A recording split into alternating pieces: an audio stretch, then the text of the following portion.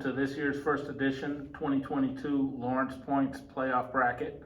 Helping me is my lovely assistant, Sonia, my Vanna White for the day, and oftentimes my favorite daughter. This is one of those times. All the time. All right. Now we're going to start. Now the Lawrence Points are the way that we seed these brackets to have a very competitive college football playoff.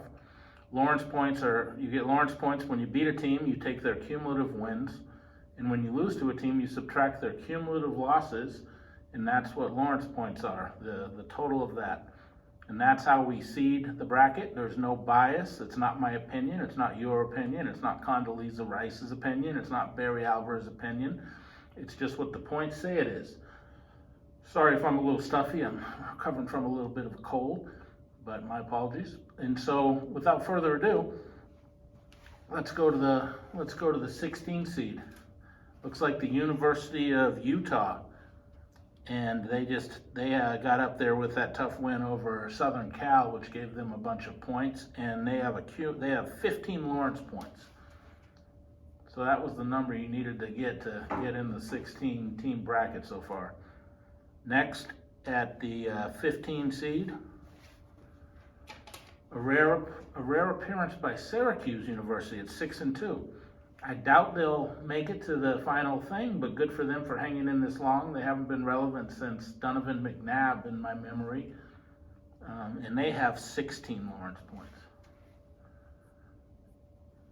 Okay, at the 14 seed, Penn State University.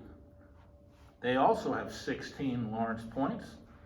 We saw them hang in for a good portion of the game this weekend against Ohio State.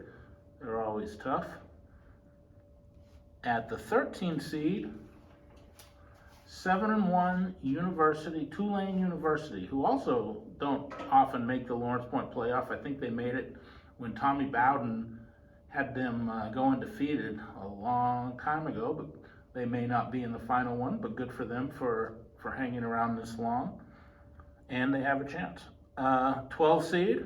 How many Lawrence points do they have? Oh, pardon me. 16. 16, matter of fact.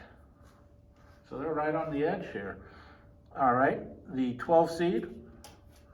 Looks like Ole Miss at 8-1. They're our first SEC representative.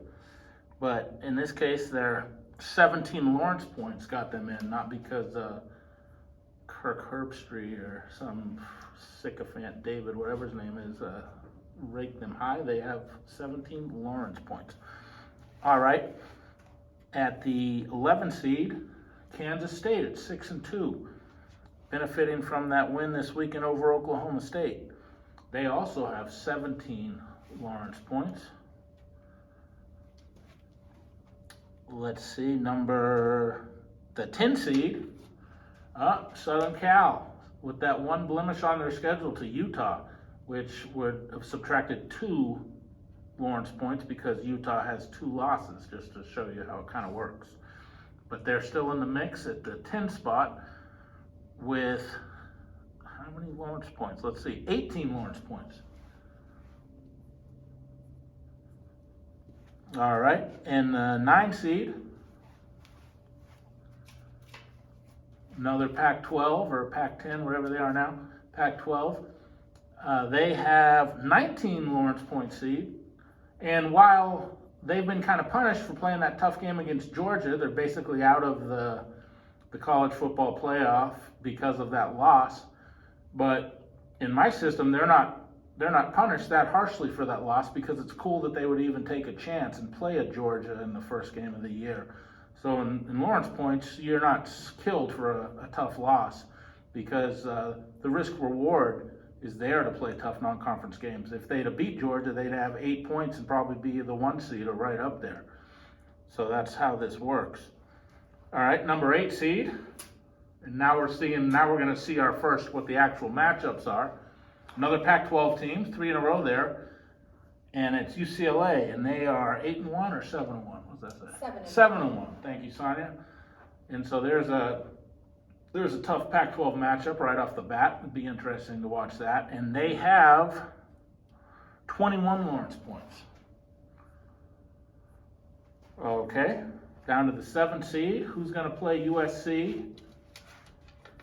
Oh, Alabama. Mighty Alabama. There are good people in Alabama. Now, they probably played their normal crappy non-conference games that didn't give them a ton of points. The Lawrence point system would encourage them to schedule a little tougher opponents in their non-conference. Maybe they don't schedule Citadel every other year. But nonetheless, Alabama has 21 Lawrence points. That's a pretty sexy matchup. Alabama and USC. That's reportedly USC kind of helped integrate the Southeast Conference when they took Sam Bam Cunningham and beat Alabama back in the early 70s. And I guess Sam Bam kind of ran all over Alabama, and the SEC realized, hey, times are changing, we better change too. So that's a kind of neat matchup, SC at Alabama. Okay, let's go to the 7th seed. 6th seed. Thank you, Sonia. And I'm sure this will be the number 1 seed in the on ESPN show, because they always pick some SEC team as the number 1, and I don't doubt that Georgia may well be the number 1 team. But it's not my opinion, it's not their opinion, it's just Lawrence points. So they're home against Kansas State in the first round. Would think they could handle them. And of course, all these brackets will change with every result. That's part of the fun of it, is they're continually changing as each result comes in. And they have 22 Lawrence points. And go Herschel Walker. Okay, 4 seed. 5 seed. My apologies. Thank you, Sonia. I don't know what I would do without you. You are lovely, Vanna.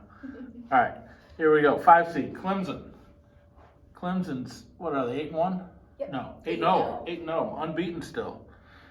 And I don't know, they got some quarterback issues, but apparently they're still getting it done. So they have 23 Lawrence points. And they're going to be home against Ole Miss. That's a pretty cool ACC-SEC matchup. I would like to watch that game, as I would like to watch almost all of these games. There might be 1 or 2 I wouldn't be too excited about, but for the most part, they're excellent matchups. And as the season progresses, it's going to tighten up, and it'll just be better and better. So Clemson with 23 points in the 5-hole. All right, in the 4-hole, TCU, the Horned Frogs.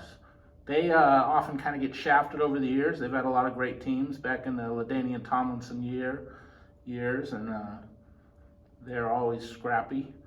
They have 25 Lawrence points. They would get Tulane first. I would think TCU would be too much for Tulane, and of course I don't think Tulane will probably be here when it comes down to it, but my guess is TCU will be somewhere in the 16-team bracket. I remember one particular year, it was LT and TCU in the first round against Virginia Tech and Michael Vick. That certainly would have been a really interesting matchup of 2 future NFL stars. And let's go to the 3 seed,